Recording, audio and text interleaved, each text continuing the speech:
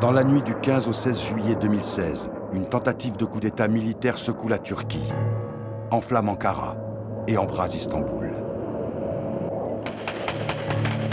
Les putschistes déclarent agir au nom de l'état-major des armées turques.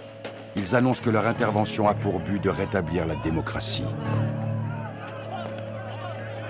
Le pays que Mustafa Kemal Atatürk a fondé il y a près d'un siècle, en le tirant de l'abîme, est assailli une nouvelle fois par ses démons.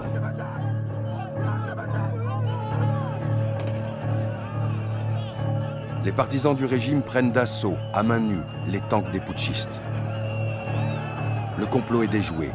Le président Recep Tayyip Erdogan sort vainqueur de l'épreuve. Le cadeau divin qu'il voit dans le coup d'État avorté débouche sur une purge massive. 150 000 opposants arrêtés, 50 000 emprisonnés. Ainsi va la Turquie moderne au cours de sa brève histoire.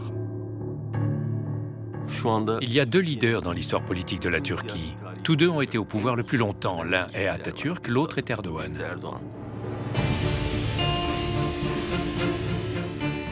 D'un côté, le militaire, le révolutionnaire, l'occidental, le laïciste. De l'autre, le militant, le réactionnaire, l'oriental, l'islamiste. Les deux grandes figures qui bornent le petit siècle d'existence de la République turque semblent s'opposer en tout, à moins qu'il ne s'agisse en fait de deux frères ennemis à la parenté secrète et cachée. Mustafa Kemal Atatürk, Cumhuriyetimizin Mustafa Kemal Atatürk est le leader qui a fondé notre République. kuruluş döneminin lideridir. Il est le chef de la période des fondations. Quant à Erdogan, c'est le leader de l'essor et des apogées retrouvés.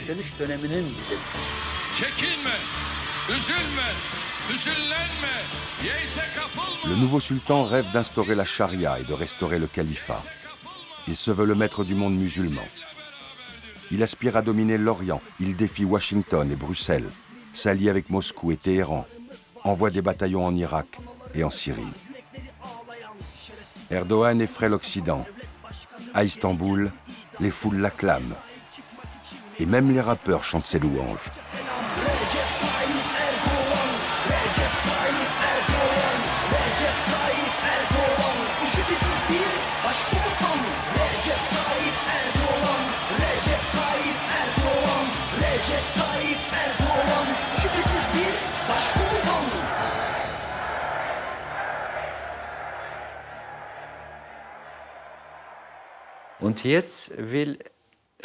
Aujourd'hui, Erdogan cherche à être un Atatürk à sa façon, mais sans s'identifier totalement à Mustafa Kemal.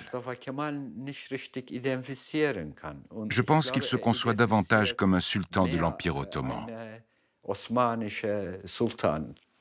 Ce n'est pas le sultan Recep Tayyip Ier qu'il veut devenir, c'est l'Atatürk islamiste, c'est-à-dire le refondateur, près de 100 ans après la fondation de la République turque, le refondateur de la République turque, dans un ancrage, non pas comme Mustafa Kemal, éloigné de l'islam, mais dans un enracinement au cœur même de l'Oumma, de la communauté sunnite.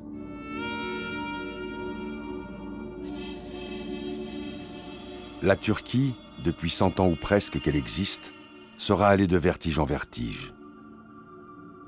Elle n'aura cessé d'être écartelée entre l'Europe et l'Asie, la modernité et la tradition, la caserne et la mosquée. Sous le pouvoir militaire comme sous le pouvoir religieux, elle aura été la fabrique d'un même mythe nationaliste, d'une même identité imaginaire, construite sur l'élimination de toutes les différences et de toutes les dissidences. Car il n'y a pas deux Turquies mais une seule, celle du sabre et du turban, de leur lutte continue et de leur convergence finale. Celle qui n'en finit pas d'être hantée par les fantômes de ses origines, la même Turquie de Kemal et d'Erdogan.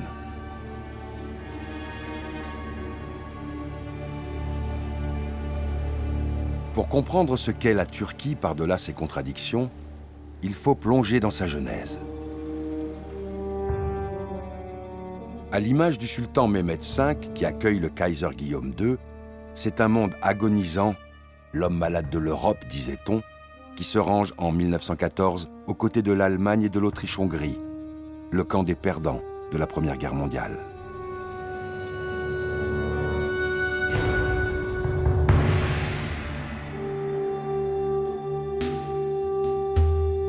La Turquie naît sur les décombres de l'un des plus grands empires de l'histoire, assis à son apogée sur 3 continents et 4 mers. L'islam sunnite en est le ciment. Mais le pluralisme religieux existe dans cet univers multiethnique. Les Arméniens apostoliques, les Grecs orthodoxes et les Juifs séfarades constituent les plus importantes communautés non musulmanes tolérées par le pouvoir central. Je pense qu'il faut préciser ce qui est la tolérance de l'Empire ottoman. La tolérance en question est une tolérance basée sur une conception très hiérarchique des communautés. Et par conséquent, cette tolérance est manifestée par le groupe dominant, c'est-à-dire le groupe sunnite turc, vis-à-vis des autres groupes, les chrétiens orthodoxes, les arméniens, les juifs, grosso modo, à partir du moment où les autres minorités contre lesquelles on manifeste une certaine tolérance commencent par exemple à demander l'égalité. Là, la tolérance s'arrête. Tout au long du XIXe siècle, l'Empire ottoman endormi craque sous le réveil des révolutions et des indépendances nationales. C'est d'abord la Grèce qui conquiert son indépendance en 1830. Puis les peuples serbes, bulgares, roumains s'affranchissent tour à tour du sultan. La Sublime Porte perd un à un les territoires qu'elle avait conquis en Europe. L'appétit des grandes puissances coloniales, la France, l'Angleterre, accélère le démantèlement de l'Empire.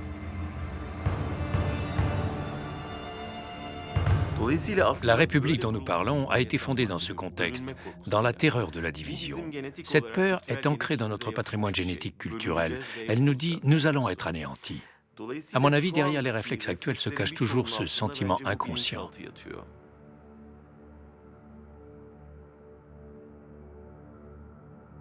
En 1914, un triumvirat préside aux destinées de l'Empire. Ce sont les jeunes Turcs unionistes. Ils se nomment Cemal Pacha, Enver Pacha et Talaat Pacha. Fascinés par l'exemple de l'Occident, ils considèrent que seul un nationalisme radical peut sauver leur héritage. Les jeunes Turcs, eux aussi, rêvent de révolution, de nation et de modernité à l'européenne. Né à Thessalonique, dans la partie balkanique de l'Empire, Mustafa Kemal est l'un d'eux.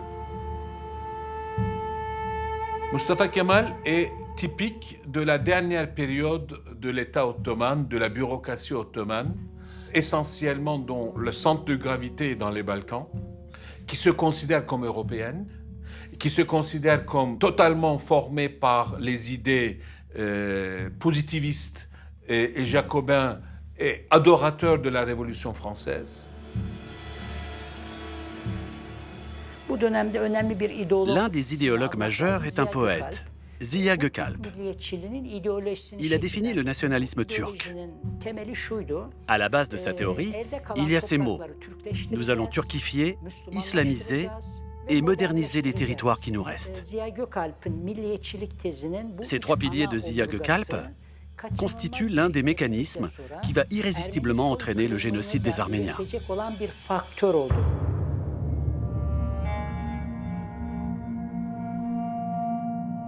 Au printemps 1915, la population arménienne de l'Empire ottoman subit le premier génocide du XXe siècle. Les Arméniens sont au centre des terres que veulent unifier les jeunes Turcs et font obstacle à la fusion avec les peuples turcophones d'Asie. Les hommes sont exterminés sur place. Les femmes, les enfants, les vieillards sont déportés dans le désert mésopotamien.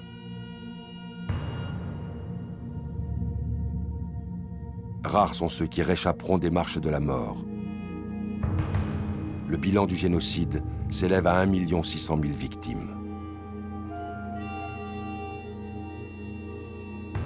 On considère que ce problème doit être éradiqué, détruit dans sa racine.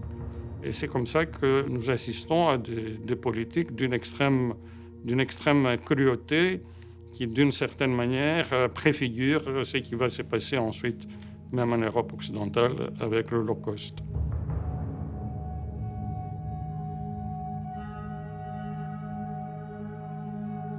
Déjà, les jeunes Turcs unionistes mêlent le religieux et le politique pour assurer leur construction nationale. Et déjà, ils mobilisent les Kurdes pour les assimiler. Ils enrôlent nombre d'entre eux dans l'exécution des massacres. L'idée était de dire il y a une unité musulmane, les Kurdes sont musulmans sunnites, les Turcs sont musulmans sunnites et les Arméniens sont des chrétiens. Donc il est évident qu'il faut utiliser le clivage religieux pour isoler les Arméniens et il ne faut jamais oublier que le génocide de 1915 a été perpétré sous l'étiquette de la guerre sainte, du djihad.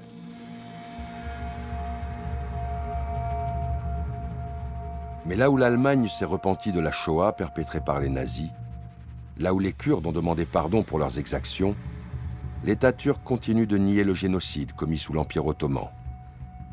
Recep Tayyip Erdoğan, le premier.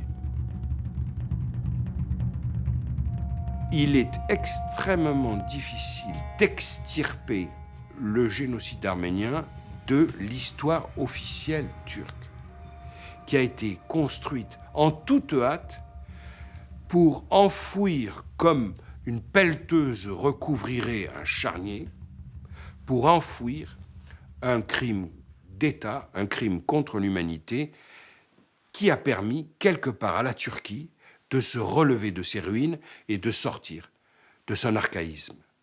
La difficulté est là. Pour les Arméniens, c'est une question de dignité individuelle, familiale, mais aussi collective. Pour la Turquie, c'est une question d'indignité nationale. L'amnésie morale a aussi pour raison l'essor économique, grâce auquel la Turquie nouvelle entend avoir une place parmi les grandes nations modernes, marchandes et industrielles. Les terres arméniennes ont été confisquées, les biens arméniens, les maisons arméniennes. Donc, en quelque sorte, la Turquie d'aujourd'hui s'est fondée sur la base de ce génocide.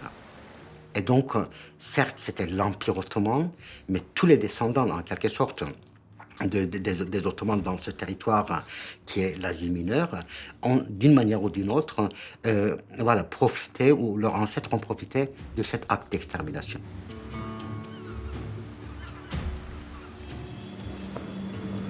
Beaucoup de ces dynasties turques actuelles, ultramodernes, qui construisent la puissance économique de la Turquie d'Erdogan, sont issues de cette phase de spoliation qui se produit entre 1915 et 1920-22, jusqu'à la création de la République turque moderne. Aussi, depuis Kemal, la Turquie ne professe-t-elle que de vagues regrets qu'Erdogan se contente de répéter au mot près. La négation est la doctrine officielle, enseignée depuis l'école. Soulever la question est un crime antipatriotique, puni par la loi en Turquie, et qui condamne à la prison ou à l'exil. Ermeni meselesi dünyanın her yerinde Türkiye'ye karşı elverişli bir şantaj aracı, hatta bir sopa olarak kullanılmaya başlandı. Bizim geçmişimizle ilgili utanacağımız hiçbir meselemiz yoktur. Tüm dünyaya sesleniyorum. Beğenirler, beğenmezler. Bizim Ermeni meselesindeki tavrımız en başından beri nettir. Biz soykırım ithamını asla kabul etmiyoruz.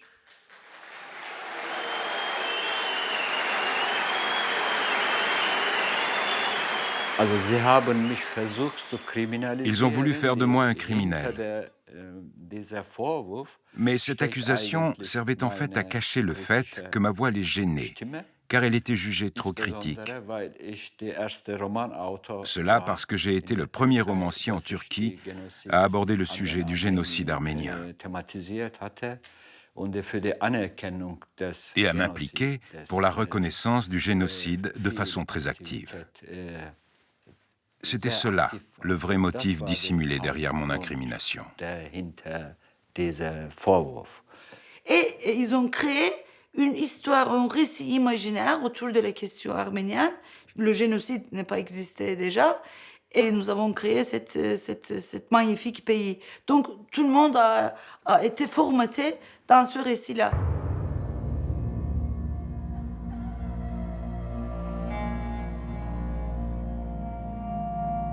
À la vérité historique, l'État turc préfère le mythe de la survie face à l'hostilité universelle. 1918, l'Empire est vaincu et les jeunes Turcs balayés. Les cuirassés des Alliés contrôlent le Bosphore. Français, Anglais, Italiens et Grecs débarquent et quadrillent le sol ottoman.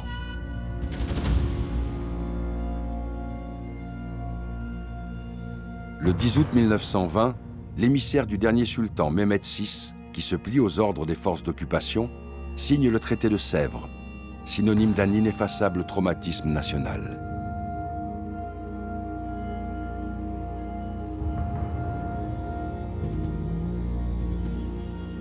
Au sud, les provinces arabes passent sous mandat français et anglais.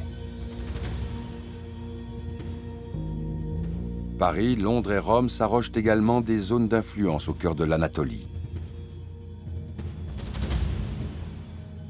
À l'ouest, la Thrace orientale, la pointe de la mer Égée et Smyrne reviennent à la Grèce.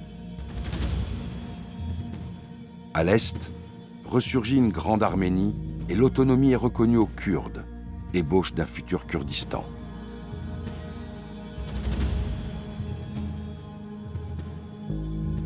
L'Empire ottoman n'est plus qu'un État croupion, réduit aux steppes de sa partie continentale et à Constantinople, la future Istanbul, soumise au contrôle des Alliés. En 3 siècles, sa superficie a été divisée par 12.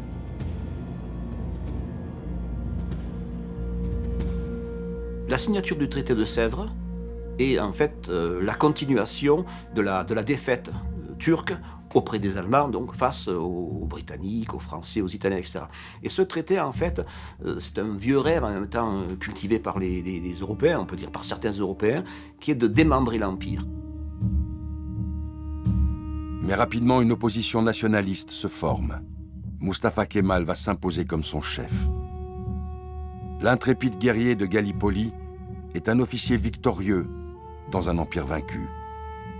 C'est lui qui va mener la bataille pour venger l'humiliation du traité de Sèvres. Il est le grand héros de cette guerre contre l'Entente.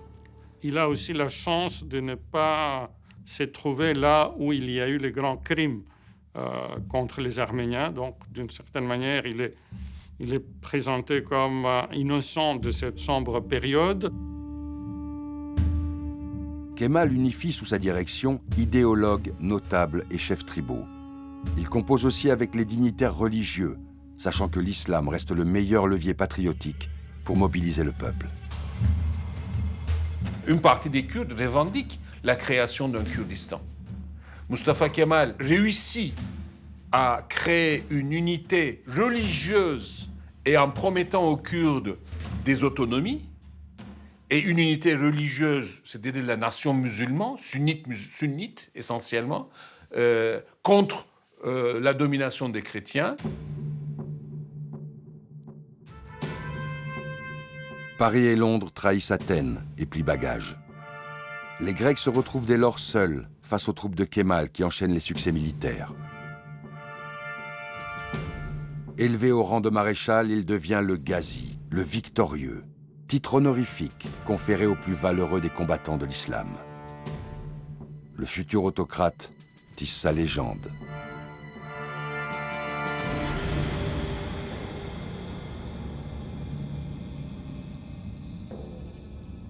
Au bout de 3 ans de guerre, l'armée grecque est mise en déroute. Smyrne, bientôt renommée Izmir, est en proie aux flammes.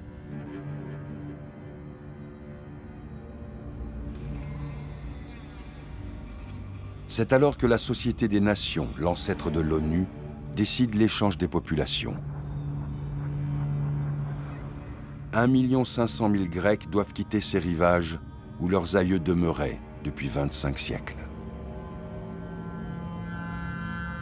L'échange des populations est une purification ethnique, dans les deux sens d'ailleurs, parce que les musulmans de Grèce ont été aussi obligés de partir. Et cet idéal de l'homogénéité ethnique est un idéal introduit, importé de l'Europe occidentale, dans un espace ottoman où l'idéal était exactement le contraire.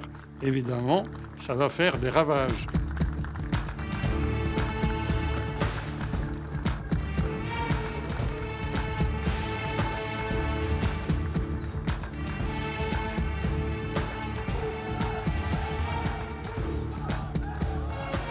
Aujourd'hui encore, la décomposition de l'Empire ottoman se poursuit, du Proche-Orient aux Balkans, gangrénant l'Irak ou la Syrie, comme l'ex-Yougoslavie. Des lieux précisément dans lesquels aime revenir Erdogan, accueilli en sauveur au Kosovo ou en Bosnie-Herzégovine.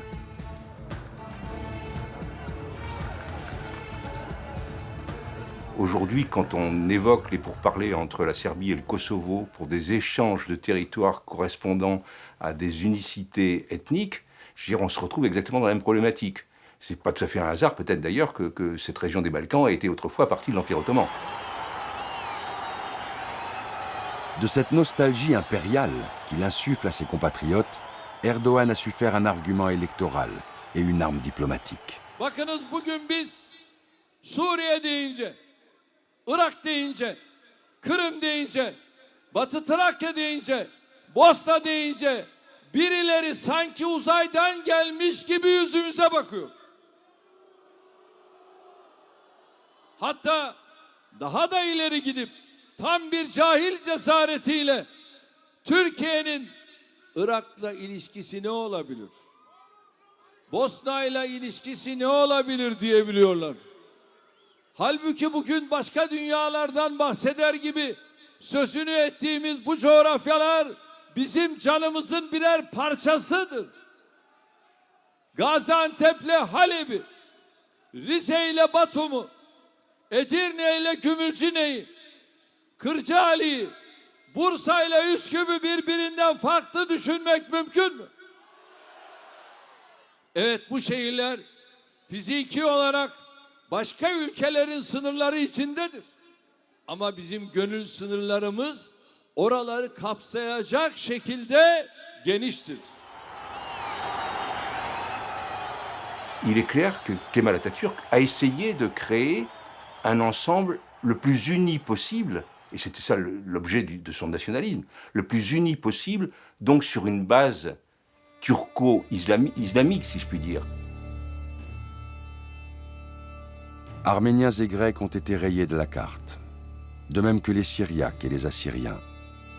Les Juifs ont été réduits au silence et avec eux, les Dunmé ou les Laz, ainsi que toute communauté minoritaire.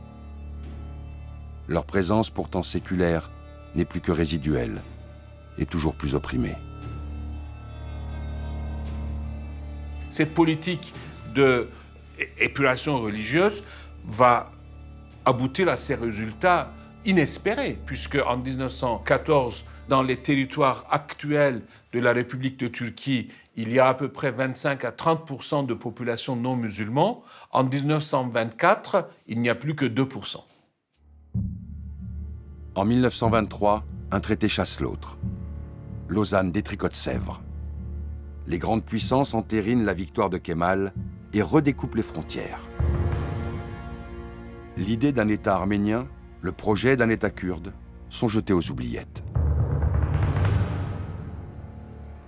Un nouveau pays sort de terre, la Turquie. Son libérateur s'en veut le démiurge.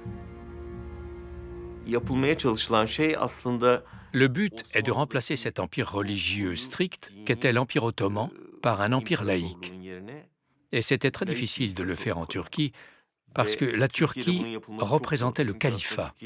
Elle était à la tête du monde musulman. Désormais, en fait, le cœur de la nation, c'est la nation turcifiée, la nation qui parle turc, la nation qui s'identifie dans une culture ethno-turque.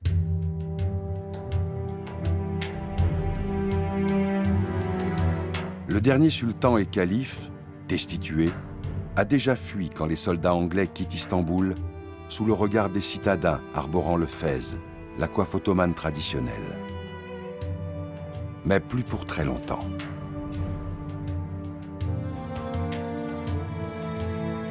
Une nouvelle ère commence.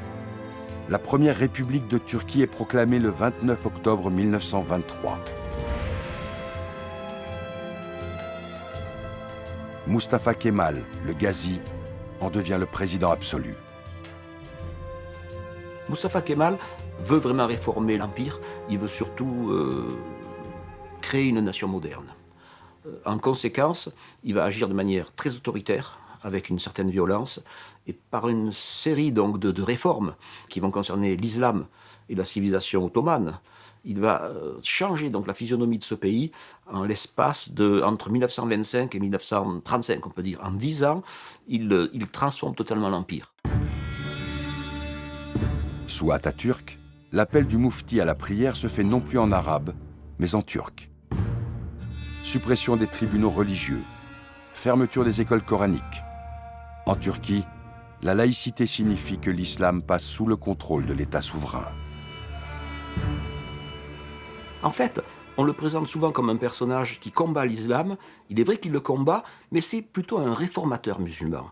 Il veut garder l'islam comme marqueur identitaire du peuple turc, donc de cette future nation qu'il va créer, dont il va jeter les bases, mais en même temps, il veut un islam éclairé. Et si vous résumez ces textes sur la laïcité, il dit en gros, nous sommes tous turcs, puisque nous sommes turcs, nous sommes tous musulmans, et puisque nous sommes tous musulmans, nous pouvons tous être laïcs. Donc l'islamisation est posée comme la condition préalable de la laïcité elle-même. Unification de la nation, unification de la religion. Les Turcs ne forment qu'une seule réalité, monolithique, sous un pouvoir de type monarchique. L'administration gère les mosquées. Un bureau des affaires religieuses, le Diyanet, est créé, et les imams deviennent des fonctionnaires. Les mesures de Mustafa Kemal entre 25 et 35, naturellement, vont rencontrer de très très fortes résistances.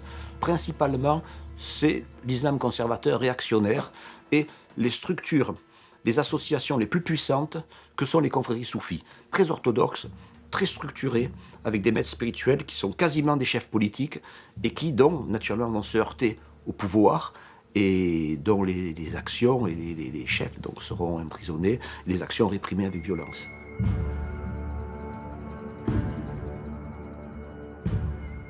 Pour que la nation nouvelle puisse rivaliser avec l'Occident, Mustafa Kemal ne pose aucune limite à sa boulimie réformatrice.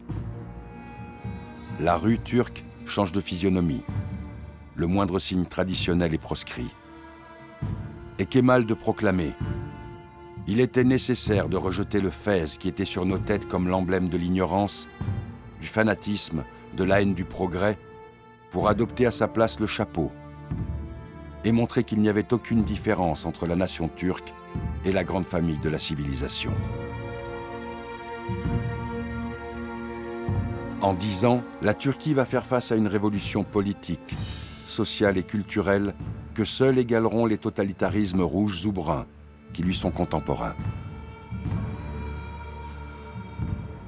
On supprime les poids et mesures à l'ancienne, on adopte les poids et mesures occidentaux, on adopte les calendriers donc occidentaux. Voilà, tout est transformé de manière extraordinaire pour un pays du monde musulman. Depuis Ankara, la nouvelle capitale à l'architecture futuriste, Kemal le démiurge se fait l'éducateur du peuple.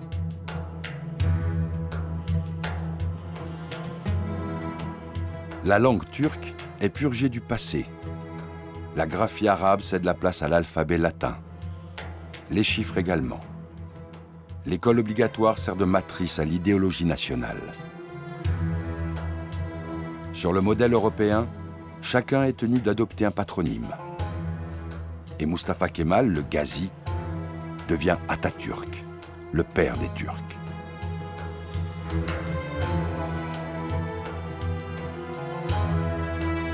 Maître en propagande, Atatürk sillonne sans relâche le pays pour annoncer la révolution industrielle dans le monde rural. Nous rentrons dans un régime de parti unique, un régime autoritaire, un autoritarisme moderniste, certes, un autoritarisme éclairé, une dictature d'une certaine manière, une dictature éclairée, mais une dictature. Mustafa Kemal n'est absolument pas démocrate, il exclut la démocratie, il peut être moderne, mais il exclut la démocratie. La Turquie kémaliste, à partir de 1930, se considère comme l'un des 3 modèles antidémocratiques et antilibéraux d'un monde qui est souhaité antidémocratique aussi, les 2 autres modèles étant le bolchevisme et le fascisme italien. Le Turc, lui aussi, doit être un homme nouveau, régénéré, affranchi. Et il se confronte également à l'hostilité du monde ancien. Sans cesse, il lui faut se dépasser. Les ennemis de l'extérieur ont été chassés, restent les ennemis de l'intérieur à épurer. Les Kurdes sont là et c'est le problème non résolu de la sortie de l'Empire. Derrière la façade de l'homogénéité, il y a de la diversité. Pourquoi? Parce que les Kurdes étaient musulmans, donc ils étaient considérés dans les face-à-face avec les chrétiens comme faisant partie du camp musulman. Mais ils ont une autre identité, une identité régionale, une identité linguistique. Certains, une spécificité religieuse aussi, ils ne sont pas tous sunnites.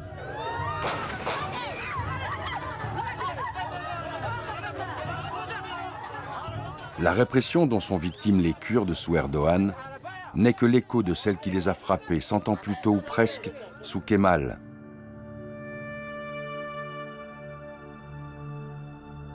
En 1925, en 1930 ou encore en 1938, quand les revendications kurdes et alévis dans la région de Dersim sont matées avec férocité.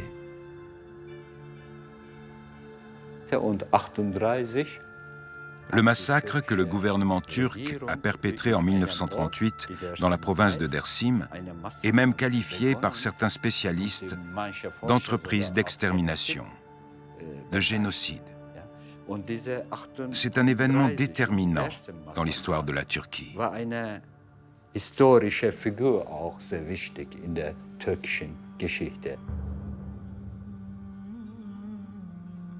Aux côtés des Kurdes, souffrent à égalité les Alévis, ces tenants d'un islam libéral, dissident et réfractaire, dépositaires d'un lourd héritage d'exclusion et de persécution.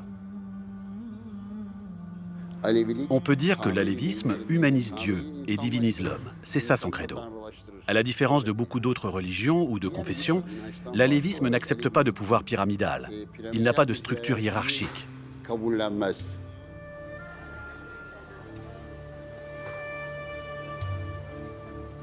Kurdes et Alévis forment ensemble près d'un tiers de la population turque.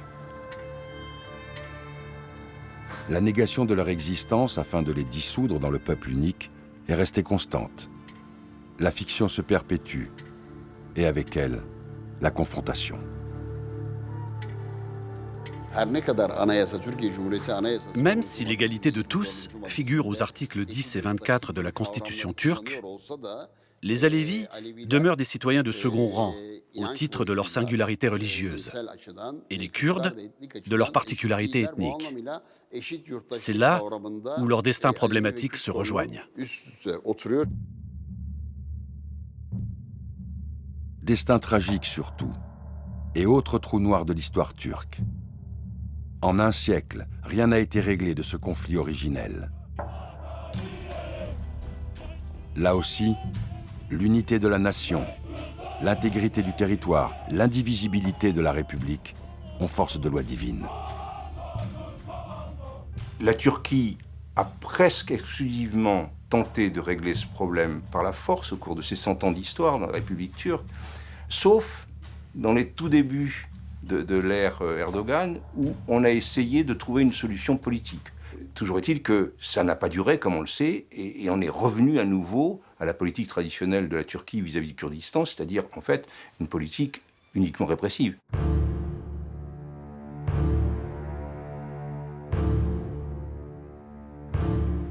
Ainsi, pour asseoir l'unité nationale, la guerre intérieure se poursuit sous Erdogan. Cette même guerre que Kemal avait amorcée au nom de la puissance retrouvée et de la modernisation en marche. Au point d'en consacrer pour héroïne Sabiha Gökçen, l'une de ses filles adoptives et la première femme pilote d'avion de chasse au monde. Elle est doublement fille de la patrie. Elle est fille de la patrie parce qu'elle est militaire. Et comme on sait, l'armée est considérée comme le foyer par excellence de la nation. Elle a brisé ce tabou de la masculinité exclusive de l'armée. Et elle est fille de la patrie puisqu'elle est fille adoptive de l'homme qui incarne la patrie, ça veut dire Mustafa Kemal. Elle a bombardé Dersim, donc elle en relate son expérience dans de longues pages, sans remords aucun. Pour elle, au contraire, c'était des sauvages, donc bombarder les sauvages, ça ne posait aucun problème, ni éthique, ni civique.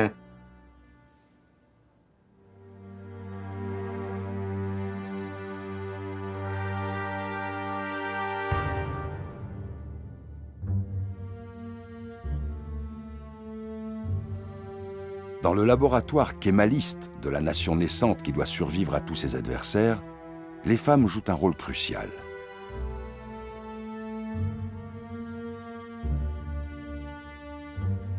Kemal Atatürk lui-même s'affiche en compagnie de Latife, son épouse. Issue d'une lignée de commerçants fortunés, elle a suivi des cours de droit à la Sorbonne à Paris. Un parcours exceptionnel pour l'époque.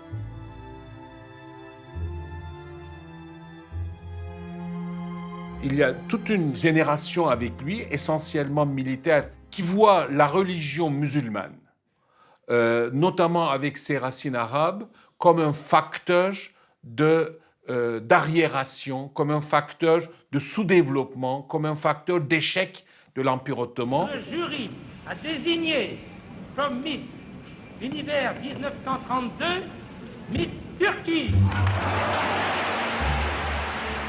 La révolution kémaliste, c'est aussi cette image inédite de Miss Turquie désignée Miss Univers en 1932. Un effet de vitrine.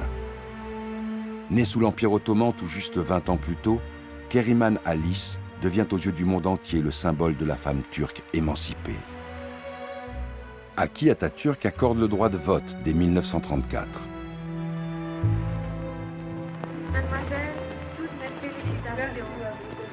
La mainmise de l'État sur la société, le foyer, l'intime, est à ce prix.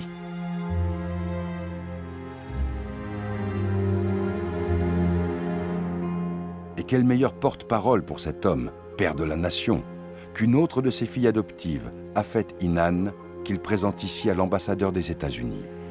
Afet Hanım, will you tell us what you think of the American woman? Excellence, voulez-vous permettre que ma fille vous réponde en turc?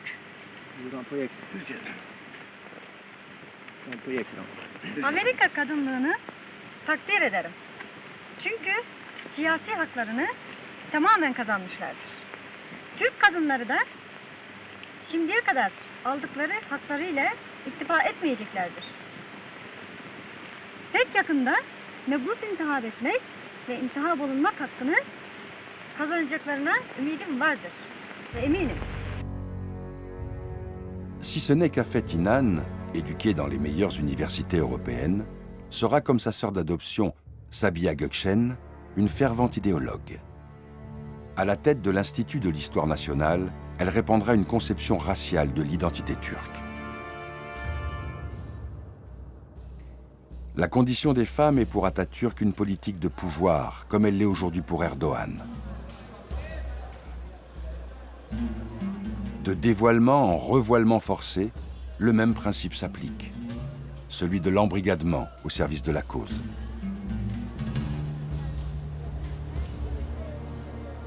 Le parti AKP islamiste a obtenu le pouvoir en utilisant consciemment les femmes, notamment au moment de sa création et durant son ascension, il les a exploitées.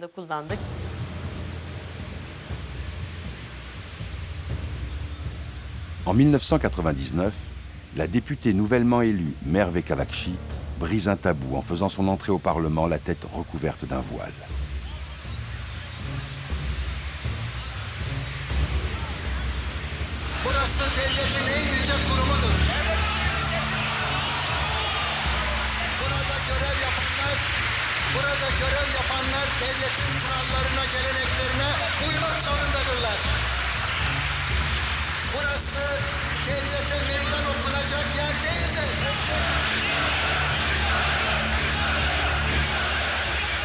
Refoulée sans avoir pu prêter serment, elle fera condamner la Turquie par la Cour européenne des droits de l'homme, tout en devenant un apôtre international du hijab.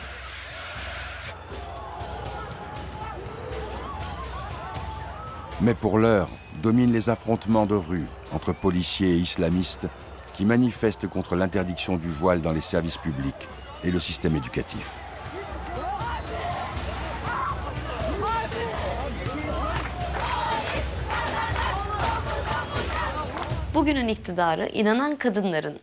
Le pouvoir actuel a exploité la victimisation créée par le régime précédent, sur la question du voile par exemple, qui pour nous n'est qu'un simple foulard, celui que les femmes croyantes portent en Turquie. Comme il était impossible pour elles d'entrer à l'université, dans les écoles ou dans les établissements publics en le portant, sur ce sujet, ils ont instrumentalisé la souffrance des femmes exclues. Başka 14 ans plus tard, en 2013, l'heure de la revanche a sonné. 4 élus enfoulardés de l'AKP, le parti d'Erdogan, se présentent devant un hémicycle apaisé. C'est le prix de la coexistence depuis que les islamo-conservateurs ont appris à utiliser la démocratie pour légaliser leurs prétentions. Il y a eu une sorte d'apprentissage du passé. La question du foulard, qui posait tellement de problèmes aux intellectuels laïcs, aujourd'hui ne pose plus aucun problème. On n'est plus du tout dans ça. Polarisé, radicalisé, le jeu des oppositions entre Kemal et Erdogan est trompeur. Sur l'islam, sur les femmes, mais aussi sur la mystique du pouvoir. Mustafa Kemal est mort relativement jeune. Il est mort à 57 ans. Et donc, du coup, il n'a pas connu énormément d'usure de pouvoir. Et il a fait en sorte que son nom ne soit utilisé par personne, y compris sa sœur n'a pas le droit de prendre son patronyme, Atatürk. Donc, du coup, il est resté vraiment seul. Et à partir du moment où il est décédé en 1938, son lieu, son image, son culte est resté irremplaçable par quelqu'un d'autre. Ce qui lui a permis de garder en même temps cette aura un peu céleste, si vous voulez.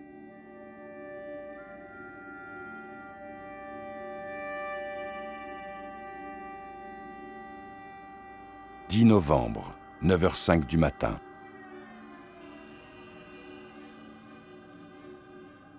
Comme chaque année depuis 1938, au jour et à l'heure de son décès, le peuple turc rend hommage à Atatürk, le père de la nation.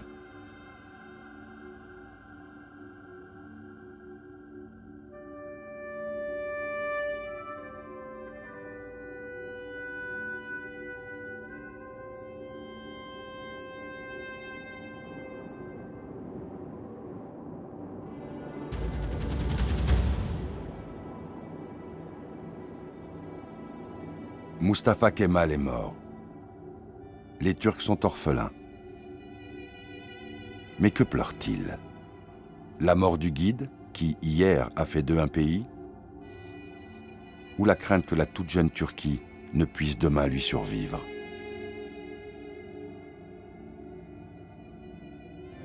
Aziz Atatürk, İstiklal Harbimizin başkomutanı ve Cumhuriyetimizin kurucusu olan şahsınızı vefatınızın 80. yıl dönümünde bir kez daha rahmetle anıyoruz. Zat-ı devletlerinin ve aziz şehitlerimizin emaneti olan Türkiye Cumhuriyeti'ni dahili ve harici bedahların saldırılarına rağmen dünyanın en güçlü ve müreffeh devletlerinden biri yapma yolunda kararlılıkla yürüyoruz.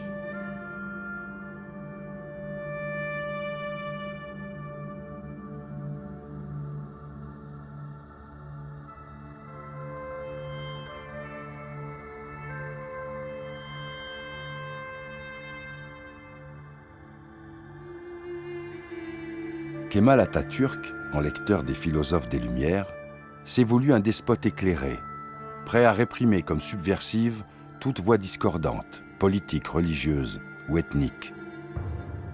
L'autorité immuable de la République, oui. Le jeu changeant de la démocratie, non. 80 ans plus tard, le chef suprême est de retour. C'est en majesté que le nouvel Atatürk trône dans le fastueux palais de 1000 pièces qu'il s'est fait construire à Ankara. Pour ce qui est de la théorie et de l'exercice de l'autocratie, Kemal et Erdogan sont jumeaux. Mustafa Kemal refuse l'idée de la séparation des pouvoirs. Il explique très clairement dans la nature, il n'y a pas de division de pouvoir, il n'y a pas de séparation des pouvoirs. Donc le chef incarne la nation. Il incarne la nation dans son présent, mais aussi dans son passé et dans son futur. Donc le chef n'est pas seulement celui qui gouverne, mais il est l'incarnation, avec les martyrs de la nation elle-même. La symbolique et le messianisme n'empêchent pas la ruse. La fabrique nationale passe aussi par l'instrumentalisation politique. Et Kemal le visionnaire est aussi et surtout un inflexible tacticien. Il faut reconnaître cette qualité à Mustafa Kemal. C'est quelqu'un qui est un très bon chef d'état-major et qui utilise non seulement dans l'armée et dans la guerre, mais aussi dans la mise en place de ses projets. Il utilise toujours le moment le plus opportun pour lui.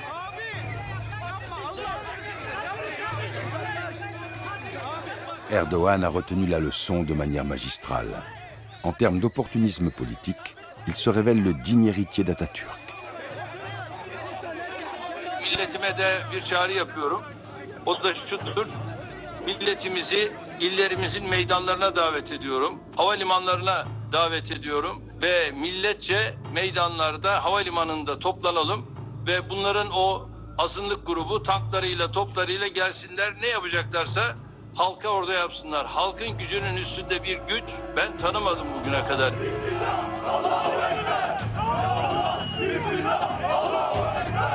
Biz aynı vatanın adamlarıyız. Aynı anaların evlatlarıyız. Ne yapıyorsunuz ya?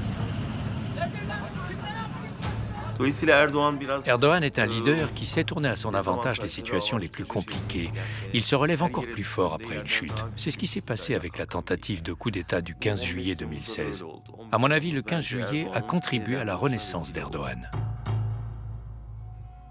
Comme il en est allé 90 ans plus tôt, le 15 juin 1926 pour Kemal, lorsqu'il a échappé à Smyrne, à une tentative d'assassinat fomentée par d'anciens compagnons. Les ressemblances entre la tentative d'attentat contre Mustafa Kemal en 1926 et le coup d'État de 2016 sont assez importantes. Et Mustafa Kemal a profité de cette aventure vouée à l'échec pour réprimer tous ses opposants.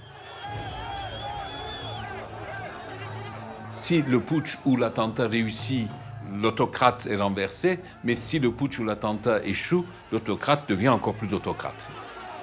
La phrase qu'utilise Tayyip Erdogan, alors que le putsch n'est pas encore totalement terminé, il dit « Ce putsch est un don de Dieu », et on comprend ce que c'est ce don de Dieu, ça lui donne justement les pleins pouvoirs.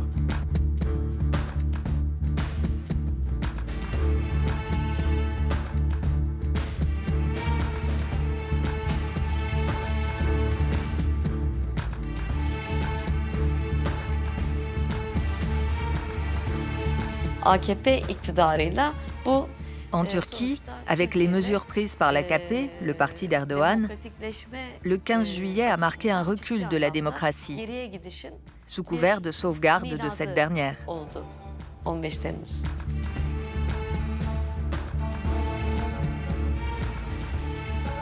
Dans le balancement permanent que connaît la Turquie, révolution dans la révolution, c'est le turban qui cette fois l'a emporté sur le sabre. L'armée s'est inclinée. Une première en un siècle d'existence d'une république qui aura plusieurs fois répété son psychodrame fondateur. Car entre Kemal et Erdogan, sur 4 décennies, privé de son homme providentiel, ce sont pas moins de 4 coups d'État militaires que la Turquie va connaître.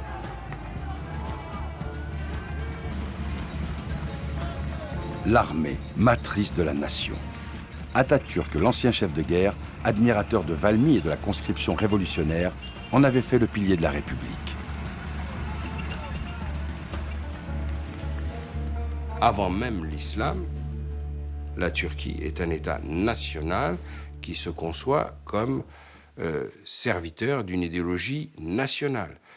Et l'armée est porteuse de cette gloire nationale, puisque c'est l'armée qui a fait renaître la Turquie après l'échec de l'Empire ottoman. Et à partir de là, ce n'est pas seulement la diplomatie ou le pouvoir civil qui incarne l'âme turque, mais c'est la force militaire, puisque c'est bel et bien par la reconquête du territoire national que la République s'est légitimée, s'est ancrée dans le territoire, dans l'histoire et dans la mémoire du peuple turc. Mais pourquoi est-ce que cette armée, en réalité, a joué ce rôle aussi important dans la modernisation de la Turquie? Je crois précisément que c'est à travers le service militaire. Le principal vecteur de modernisation passait par la formation des appelés. Et les appelés ont toujours été astreints à une totale laïcité. Prudente après la faillite de l'Empire ottoman, la République turque est demeurée neutre pendant la Deuxième Guerre mondiale et n'a rejoint les Alliés qu'in extremis en février 1945. Mais en adhérant au camp occidental que domine désormais Washington, les successeurs de Kemal sont contraints d'en adopter le modèle politique. Face à l'Est communiste, ils doivent régler leur montre sur l'heure démocratique. Dans l'histoire turque, un moment, on peut dire, clé est le passage au pluripartisme, en 1947-48. Puisqu'à ce moment-là, de multiples partis politiques sont constitués. La première élection, donc libre, en 1950, amène un parti opposé au parti unique créé par Atatürk au pouvoir. C'est le Parti démocrate. Or, une partie du programme du Parti démocrate, c'est une demande d'assouplissement en matière de religion. Donc, ça signifie que dès que le pouvoir kémaliste a lâché son contrôle sur la situation, immédiatement, la réaction religieuse commence petit à petit à se structurer. Les élections de 1950 portent au pouvoir Adnan Menderes. Le futur chef du gouvernement est le premier dirigeant démocratiquement élu de l'histoire turque. Le peuple est en liesse. L'État veille. Et ces conservateurs libéraux remettent en cause une partie des réformes kémalistes qui sont l'appel à la prière en turc, une partie des interdits religieux, le fait de réprimer totalement les confréries, etc., etc. Ils ne remettent pas en cause la laïcité kémaliste, mais ils adoucissent son application. Et il va y avoir immédiatement, du côté de l'autre camp, une considération comme quoi c'est la réaction, c'est la contre-révolution. Et cette idée de contre-révolution va travailler dans l'armée.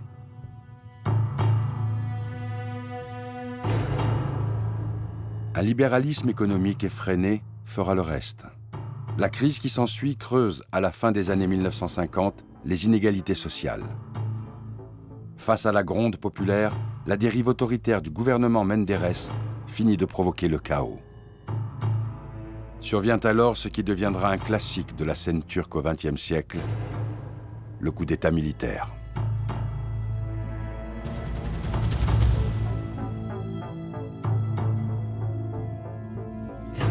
Le 27 mai 1960, le général Gürsel et ses troupes renversent le gouvernement. La loi martiale est proclamée. À Ankara, les militaires viennent rituellement se prosterner devant le catafalque d'Atatürk pour qu'il bénisse la restauration par ses grands officiants du temple républicain. Le putsch de 1960 est un nouvel épisode du combat entre les guerriers et les clercs, les janissaires et les oulémas, qui a déchiré l'Empire ottoman et qui tenaille l'inconscient turc.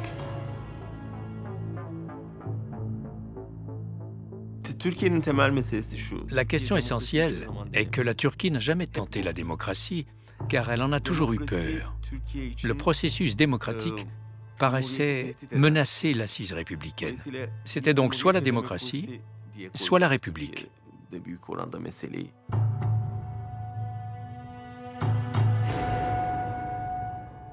L'île d'Iyasiyada, au large d'Istanbul, l'ancienne Platie où Byzance écrouait les intrigants, accueille le procès du Parti démocrate et sa dramaturgie, réglée comme une liturgie profane. Condamné à la peine capitale pour atteinte à la Constitution, l'ancien Premier ministre Menderes finira pendu. Ce choc va créer un contre-choc relativement important dans la population, c'est-à-dire que dans la population conservatrice où Menderes était populaire, il va y avoir d'abord une énorme émotion, mais aussi une volonté de vengeance. La vengeance rentre dans l'histoire de la Turquie, une vengeance réciproque. D'autant plus que le feu sacré couve sous la cendre militaire. La nostalgie du guide suprême hante les campagnes où le premier putsch a réveillé le spectre de l'islam militant.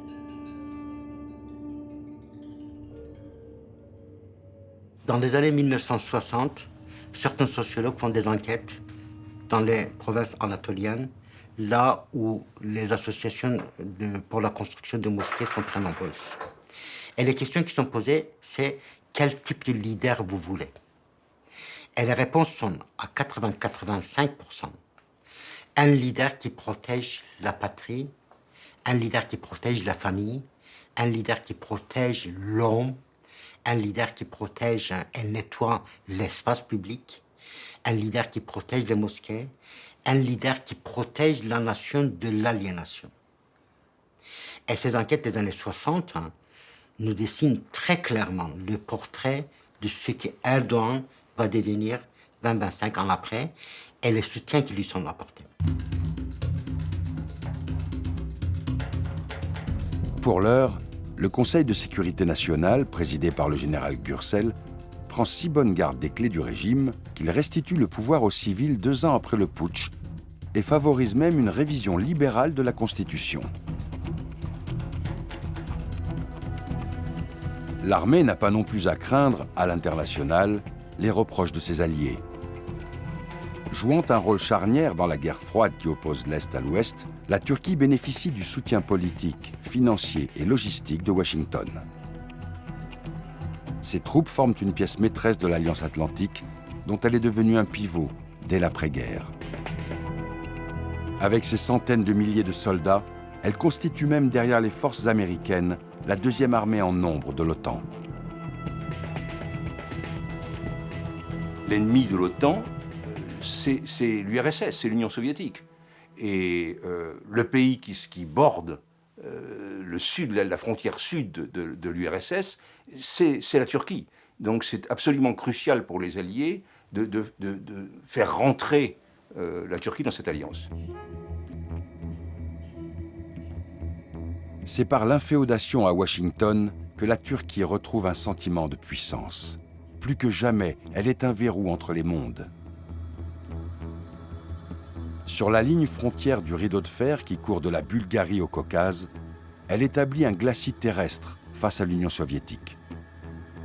Elle lui barre les voies maritimes par sa maîtrise des détroits du Bosphore et des Dardanelles. La Turquie est devenue la sentinelle de l'Occident.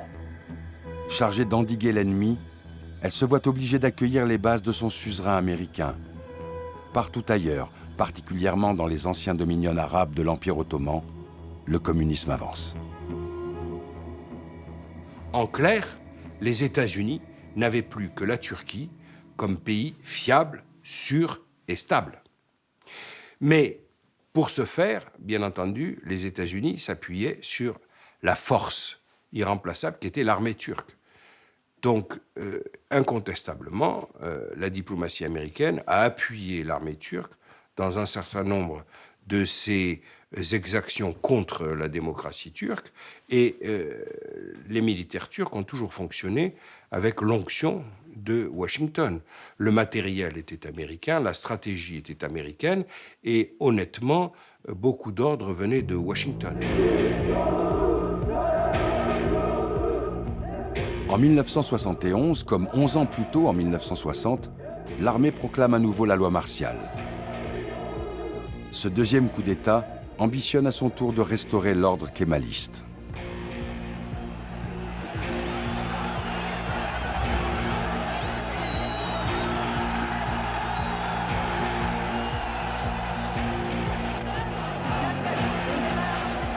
Mais la bataille idéologique qui divise la planète finit par gagner la Turquie et la dévore de l'intérieur en embrasant la rue.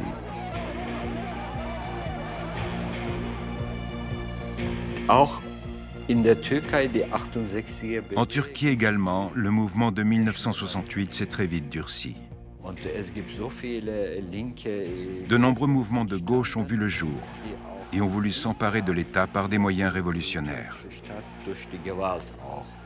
Ce qui a provoqué, dans les années 1970, les prémices d'une guerre civile.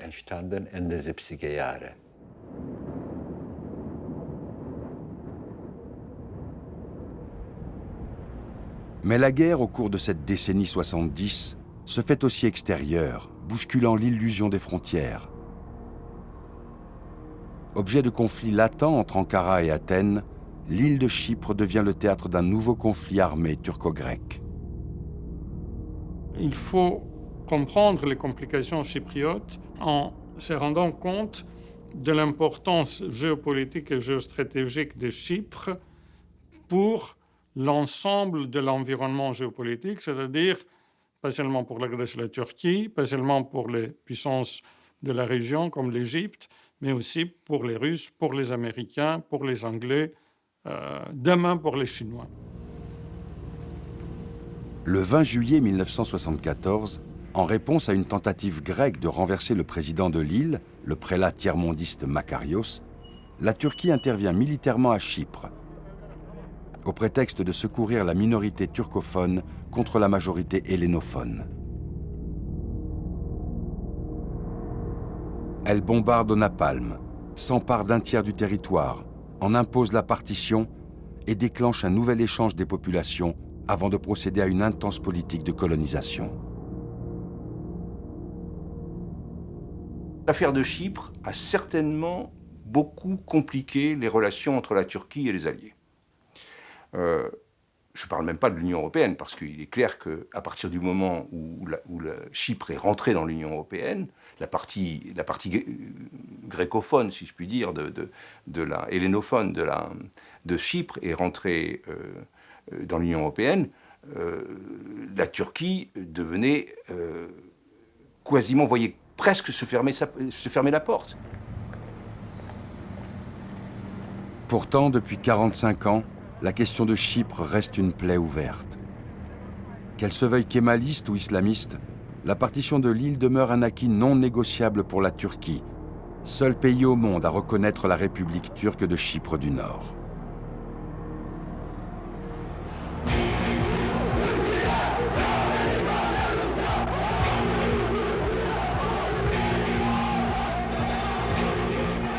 À l'intérieur, comme après le premier coup d'État, les militaires rendent le pouvoir aux civils. Mais les années 1970 s'apparentent à une plongée en enfer pour la société turque.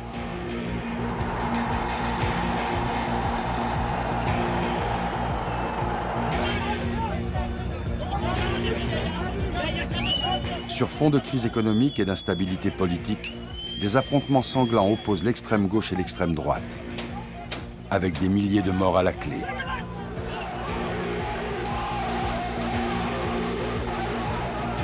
Le bonheur d'être turc, loué par Mustafa Kemal, semble plus que jamais une utopie.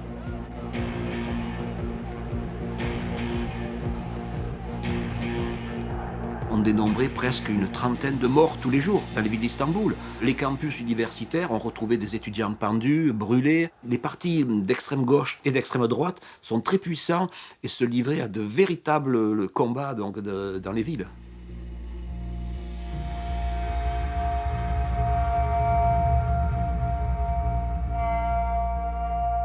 Le 1er mai 1977, à Istanbul, le traditionnel défilé des travailleurs se transforme en cauchemar.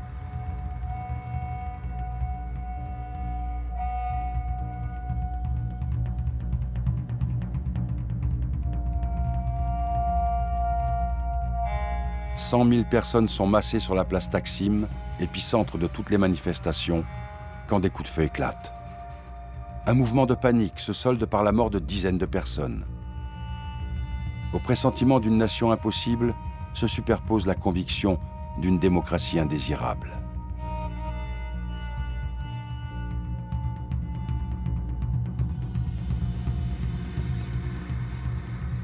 Et dans les années 70, les militaires vont profiter de ces affrontements pour pouvoir intervenir, encore une fois en 1980, sous couvert de mettre fin à l'anarchie. Et là, l'intervention des militaires en 1980 est d'une nature totalement différente. 4 heures du matin, cette nuit, en Turquie, l'armée a pris le pouvoir. Depuis l'aube, hier, l'ordre militaire règne sur la Turquie. Le général Kenan Evren semble maîtriser la situation. Les principaux chefs politiques sont toujours en garde à vue. Aucun incident n'a été... Le 12 septembre 1980, l'armée prend à nouveau le pouvoir. Pour la 3e fois en 20 ans. İstemeyen demokrasiyi, bozulmuş demokrasiyi tekrar demokrasinin diğer kaideleriyle birlikte getirmek için bu harekatı yapmak zorunda kaldık. Le général Evren, principal instigateur du putsch, promet à son tour de rendre le pouvoir aux civils dès que l'ordre sera rétabli. Le Parlement est dissous, les partis et les syndicats sont interdits, les politiques et les activistes emprisonnés. Mais une majorité du pays respire et les alliés occidentaux sont soulagés. Les coups d'État militaires, d'une manière générale, en Europe occidentale, on n'aime pas beaucoup ça. S'agissant du cas turc, c'est vrai que c'est différent. Tous les alliés de l'OTAN considèrent qu'en Turquie, l'armée est garante de la laïcité, de la modernité, si je puis dire, de tout le kémalisme et tout ce qu'il y a derrière, de la modernisation de la Turquie et donc in fine, de sa démocratisation espérée. Donc les coups d'État en Turquie sont perçus chaque fois, et en particulier en 1980, comme un retour au chemin qui avait été tracé par Kemal Atatürk, un retour vers la démocratie occidentale.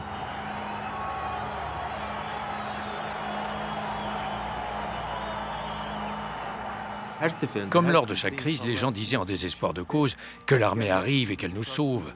Et l'armée surgissait, mais au lieu de nous sauver, elle imposait des choses plus brutales. Elle détruisait la démocratie, en fait.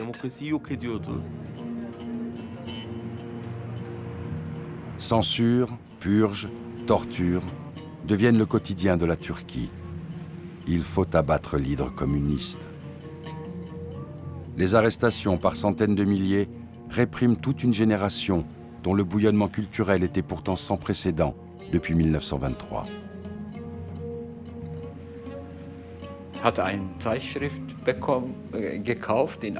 Je me suis rendu dans un kiosque pour acheter un journal, et voilà.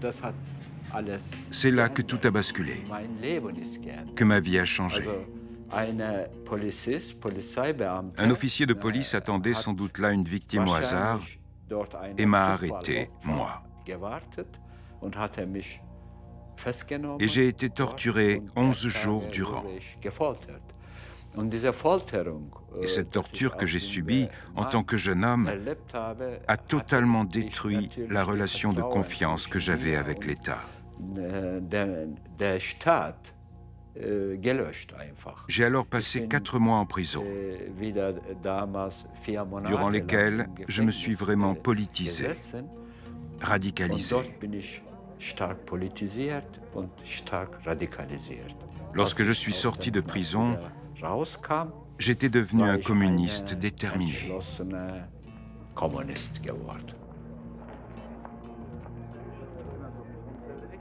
Les militaires sont venus à la maison, ils ont pris mon père. Le dictateur, il était toujours à la télévision.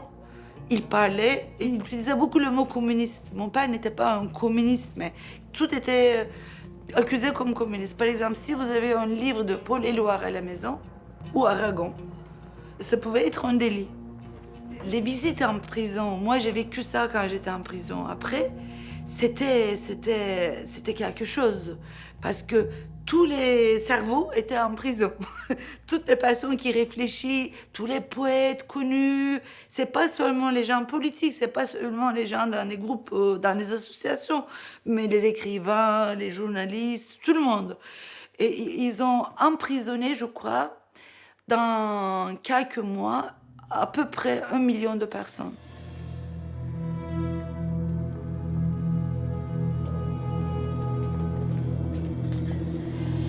D'un maître à l'autre de la Turquie moderne s'applique ainsi la même inflexibilité à l'encontre des ennemis de l'intérieur.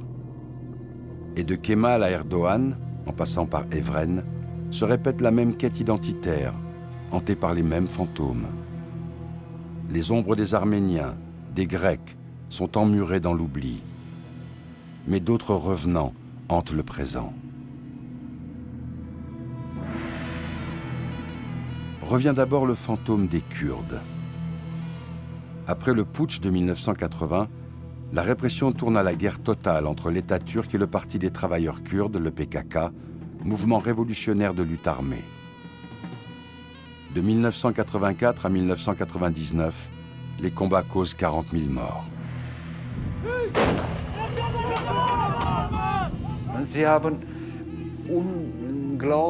Ils ont mené une répression effroyable au Kurdistan. Lorsque l'armée était au pouvoir, la prison de Diyarbakir était un véritable enfer.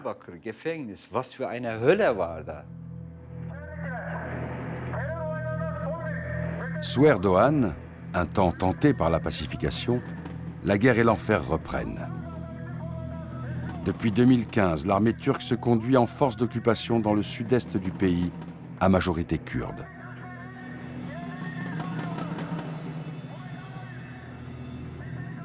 Il y a 2 modèles, et l'un d'eux est de torturer, d'interdire, de faire taire ceux qui disent « je suis kurde », en leur disant « vous êtes tous turcs, les Kurdes n'existent pas ici ».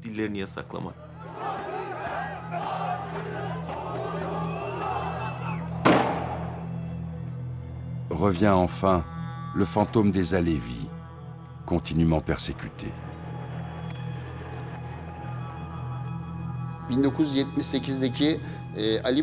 Les massacres des Alévis à Ali Baba et à Maraş en 1978, les massacres de Sivas en 1993, de Ghazi en 1995, sont tous liés entre eux.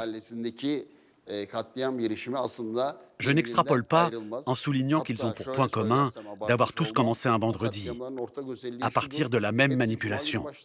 Les Alévis et les communistes ont attaqué une mosquée. Ils ont insulté notre religion. Il faut exterminer ces Alévis qui attaquent notre foi, nos lieux de culte. Et les gens sortent de la prière du vendredi et ils attaquent les quartiers Alévis. Derrière ces tueries se tiennent en fait les organes d'État. Une fois, ce sont les services secrets. Une autre fois, ce sont les forces de l'ordre, les policiers, les gendarmes ou bien les militaires.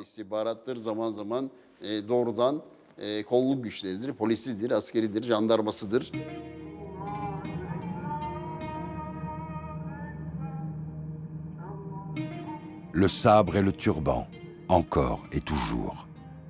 Mais cette fois, ils agissent en alliés objectifs. C'est précisément la variante qu'amorce le putsch de 1980.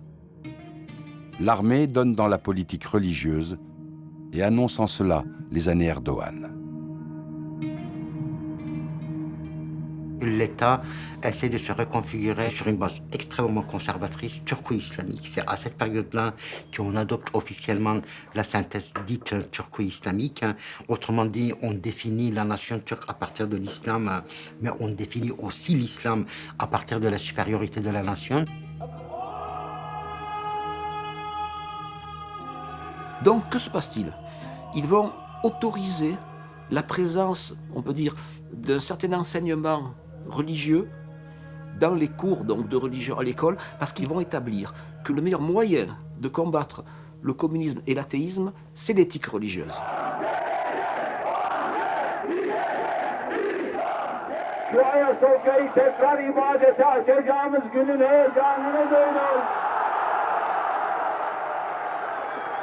İnşallah o gün uzakta değildir. Bu meydanları gene böyle insan seli halinde dolduracağımız o gün her gün biraz daha yaklaşıyor.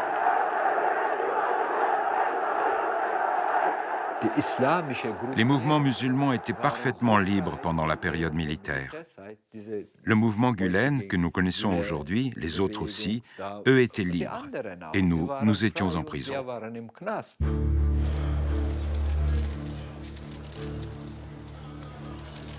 Le prédicateur Fethullah Gülen est le fondateur de Hizmet, un organe de propagande coranique en pleine expansion dans les années 1990. On le voit ici aux côtés de l'étoile montante de l'islamisme politique, Recep Tayyip Erdogan.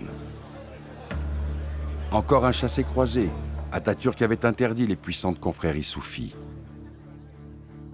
L'un de leurs chefs, Saïd Nursi, avait alors voulu les moderniser pour assurer leur prosélytisme. Fethullah Gülen est l'un de ses héritiers.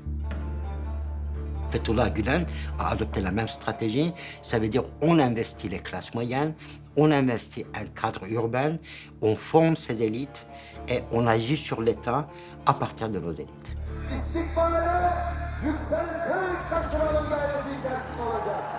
Erdogan conquiert la mairie d'Istanbul en 1994.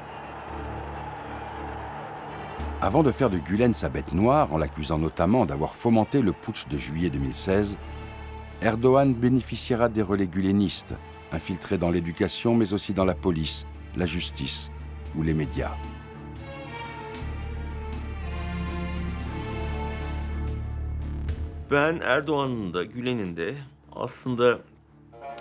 Les racines de l'essor à la fois d'Erdogan et de Gülen se trouvent dans la ligne vers islam que les États-Unis ont développée contre les soviétiques. Ils ont essayé d'acheter partout dans le monde des islamistes modérés, capables de s'entendre avec l'Occident. À mon avis, Gülen est un exemple parfait de cela. Les États-Unis ont beaucoup investi en lui et ils lui ont fourni d'importants moyens. Ils l'ont aidé à créer des bataillons éducatifs, à ouvrir des écoles partout dans le monde. En Turquie, Erdogan l'a remarqué et il a envoyé le message « Moi aussi, je suis un islamiste modéré. Investissez aussi en moi. »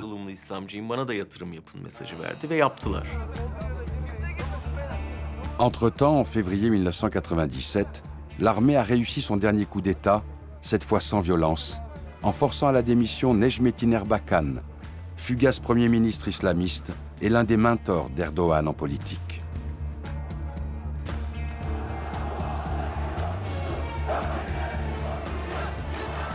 Ce dernier qui, un an plus tard, provoque un tollé en se revendiquant de Ziya Gökalp, l'inspirateur des jeunes Turcs et du premier nationalisme turco-islamique.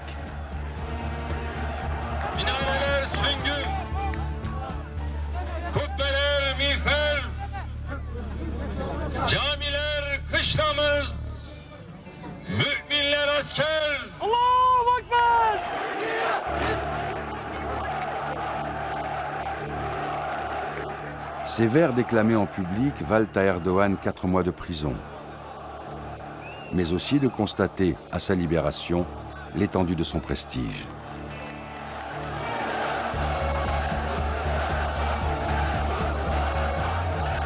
Un épisode qui le renforce aussi dans sa conviction.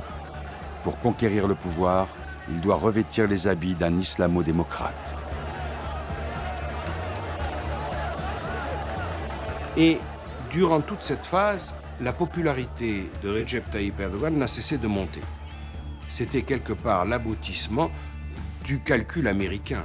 Les Américains soutenaient la Turquie puisque c'était leur meilleur allié au Moyen-Orient, mais ils soutenaient et ils faisaient pression sur l'Union européenne pour qu'elle ouvre des négociations avec la Turquie. Parce que le calcul américain n'a jamais été que l'Europe soit une force autonome, susceptible de s'opposer un jour aux États-Unis.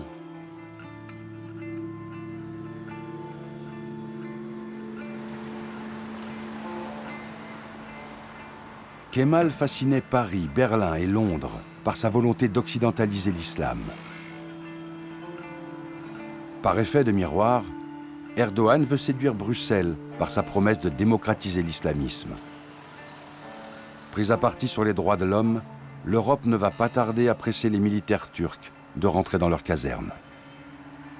Il y avait chez les militaires une peur d'adhérer dans l'Union européenne et une peur de perdre le rôle tutélaire de l'armée dans le régime dans le cadre du processus de démocratisation qui accompagnera forcément le processus d'adhésion. Donc du coup, Tayyip Erdogan a totalement retourné la situation, alors que dans la société turque, l'adhésion était soutenue, l'idée d'adhésion était soutenue pour plus de 70% de la population. Donc du coup, Tayyip Erdogan est devenu, venant de l'islam politique, il est devenu l'homme d'État le plus pro-adhésion de la Turquie, ce qui lui a donné du coup une base électorale qui va bien au-delà de l'islam politique.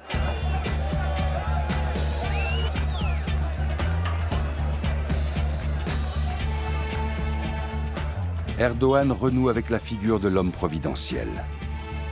S'il n'est qu'un seul père de tous les Turcs, Atatürk, il sera, lui, le frère de chaque Turc.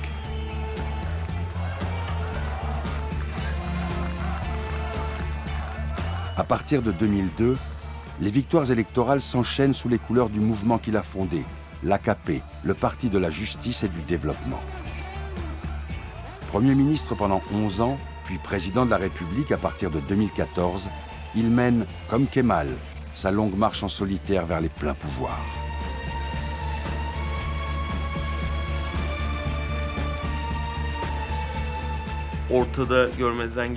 Il existe des réalités que l'on ne peut pas ignorer.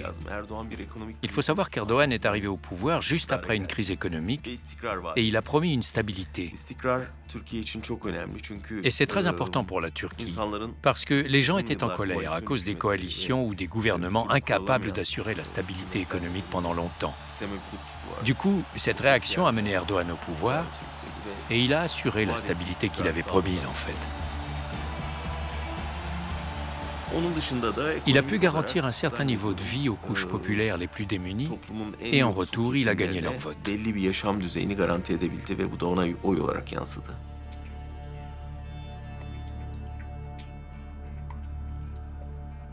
De volonté hégémonique en virage autoritaire, Erdogan a fait le ménage autour de lui. En 2009, à l'issue d'une salve de procès dans l'affaire dite Ergenekon, il décapite l'état-major, accusé d'avoir comploté contre la République. Puis en 2016, à la suite de la tentative de putsch, il anéantit les gulenistes, accusés de conspiration antidémocratique.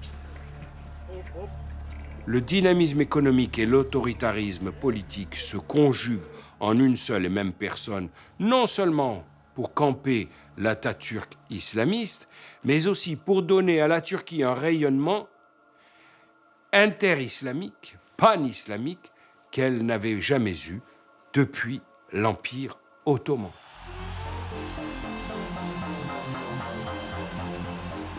Désabusé par l'Occident, Erdogan se tourne vers l'Orient.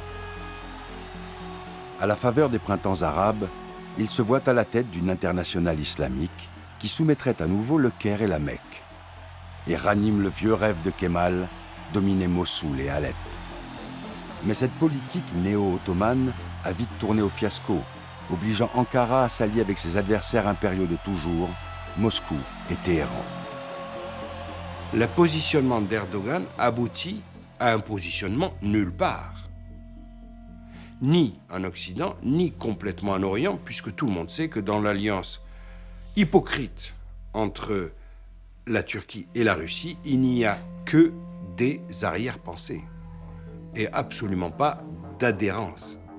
Encore une fois, la Turquie voit dans toute son implication en Syrie fondamentalement l'élimination de la cause kurde. Et le rêve d'Erdogan est très simple, il consiste à construire tout au long de la frontière turco-syrienne une bande débarrassée des éléments combattants kurdes. Mais c'est quelque part, parfois, à de véritables annexions qu'il procède. Des annexions au détriment du territoire syrien. Il est donc, sans être grand prophète, prévisible que cette zone va être très conflictuelle pour les années à venir.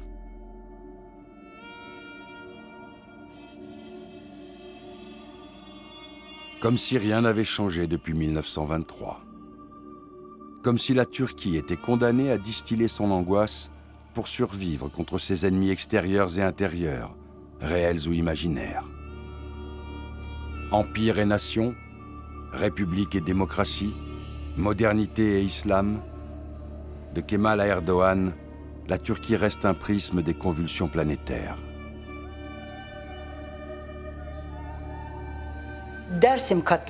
Le massacre de Dersim, le massacre des Arméniens, le tout au cours du même siècle. Il y en a eu tellement d'autres. Plus récemment, les massacres de Maraş, Sivas. Malheureusement, nous sommes les enfants d'une histoire assombrie et entachée par toutes ces tragédies. Mais quand même, il y avait plusieurs communautés, il y avait une richesse.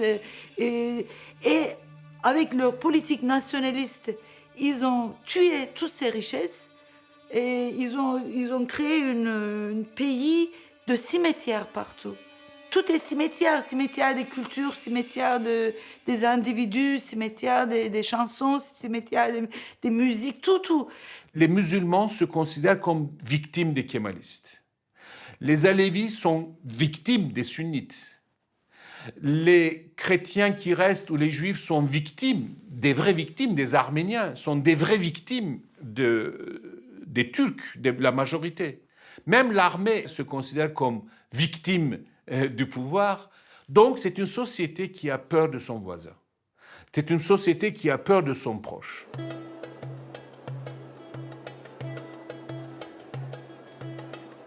Et pourtant, il existe un peuple turc qui dit non. Un peuple qui veut rompre avec l'amnésie, qui veut renouer avec la vie.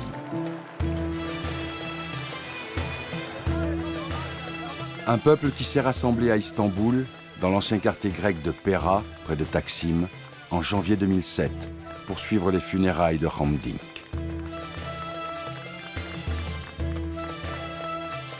Journaliste, se voulant entièrement arménien et entièrement turc, Dink avait découvert que la fille adoptive de Mustafa Kemal, Sabiha Gökçen, la pilote de chasse, était une enfant arménienne rescapée du génocide. Insupportable révélation pour ceux qui le firent abattre par un jeune fanatisé de 17 ans.